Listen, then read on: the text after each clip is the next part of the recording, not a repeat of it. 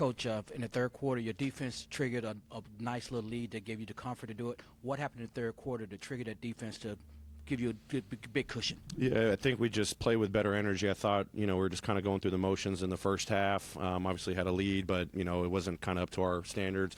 We challenged each other at halftime. I think we had just renewed energy. Came out, Jock gets a steal in the very first possession. I thought other guys' defensive activity were raised. And then we just had great ball movement, 30 assists. I think 4 out of our last 5 games we're getting 30-plus assists, which is awesome. But it was just renewed energy in that third quarter. And another big night on both ends for Jaren Jackson Jr. I was just wondering, can you reveal some of those things that was on that, that improvement list that you gave him at the end of last season? Because, he clearly looks like he's transformed his game some. Yeah, no, just obviously he didn't have the benefit of being able to work much this offseason, but just continue to challenge him to build off of what he'd done the summer before. Defensive activity, versatility. Obviously, he's so gifted with what he can do to protect the rim. Continue to challenge him, to rebound, 4 defensive rebounds tonight. Offensively, just, continue to be a playmaker. We're challenging him to continue to move the ball. Obviously, a lot of the offense runs through our guards, so trying to find those spots and just really do a good job, being a presence in the post, getting good finishes in there, playmaker out of there if they double team him. And as teams are going to start switching more, we've got to be able to punish them with him on the inside. But, those are just a couple of the things.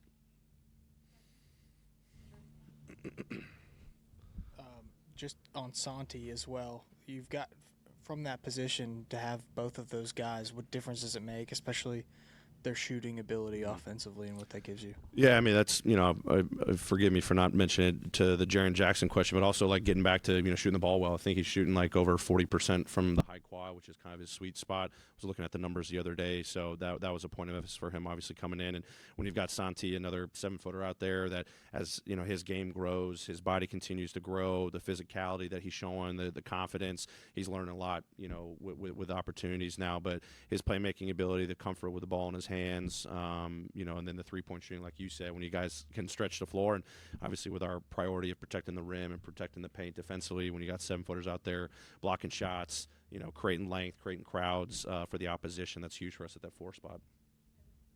Taylor, any update on Steven? He left in the fourth quarter. Yeah, definitely. Tweaked his ankle there. I think one of the Pistons rolled into his ankle. He felt fine after the game, but we're going to evaluate a little bit more. But he said, "I'm doing okay, but we'll see how he wakes up tomorrow." We saw when Dez first went down, you lost 4 or 5. Now you've won 5 in a row. He was a guy that was pretty much one of the guys that was available all of last season. So do you think the team, I guess, is starting to figure out how they can overcome, playing without Desmond Bane and just learning, to play without him? I think, the point that we made a couple of weeks ago is it's not about doing more, it's about doing better. I think within that statement, guys are understanding, new roles that they're playing. We've done some different things, sub-patterns. We just got JJ back during that stretch, when Dez was out. Or first one out, Zaire coming back, so I think it's about just playing better. We've put as much work as we can over the last couple of weeks, film sessions, on-court work, taking advantage of our shoot-arounds, all that things about, we're not trying to, overcome, Dez is out, so everyone's got to do something different. We just got to play our standards a whole lot better, and I think our guys have shown that the last 5 games especially. Have you, and just bouncing off of that, Ja Morant's assist numbers have skyrocketed kind of in that same stretch. Have you noticed, defensively, kind of since Dez is out, trapping or doing certain things to kind of take Ja's scoring away a little bit more? Yeah, we know that's obviously one of the top game plans that's out there league-wide, when they play us. But I think more often we've seen it night after night where teams are just throwing 4 or 5 bodies in the paint, leaving guys open. He's still scoring when he finds those early opportunities to attack in possessions or he gets the ball on the second side.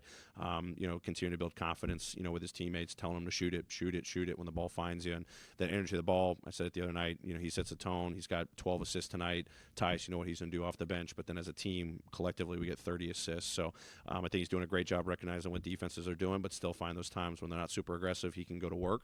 When not, he's got all the faith in his teammates. Taylor, I'm sorry if you've addressed this. Third quarter, what did y'all do differently to let their defense, y'all's defense making the turnovers and so forth? Terry got it. I'm kidding. That was the first question. All fairness, it was renewed energy. I thought we were just going through the motions in the first half, and we obviously scored 34 points in the first quarter. We still won the second, but it was kind of we were just dragging in the second quarter. Just didn't have our urgency. I thought our defense picked up in that third quarter, which really sparked us. Got out playing with pace. You could just see the body language change with our group. I think they were equally good. Ray Onishi, NBA Japan. How do you see Zaire progressing after seeing him for a couple of games? And with the team already being so good, I don't know, how do you see him fitting into your rotation? Yeah, no, I mean, I'll start off with the defensive side. I think he's given good effort on that side, the urgency. He's picked up the game plan stuff, really well. I think he's moving really well on the defensive side. Offensively, it's just kind of finding that rhythm, figuring out the teammates, the rhythm of the ball, the rhythm of the offense, when to shoot it, when to drive it. That'll come in time, but 2 games under the belt, I like what he's doing defensively, and then more work that he gets with his teammates, more film study, all that, the offense will come along. But he adds us a lot, a lot of versatility on both sides of the floor, ball in his hands, shot making, cutting, running the floor, defensively can guard point guards, wings, off ball, pick and roll. Those are all things we saw last year, and we've got the utmost faith that he'll be able to continue to build on that this year. Great. Thanks, everybody.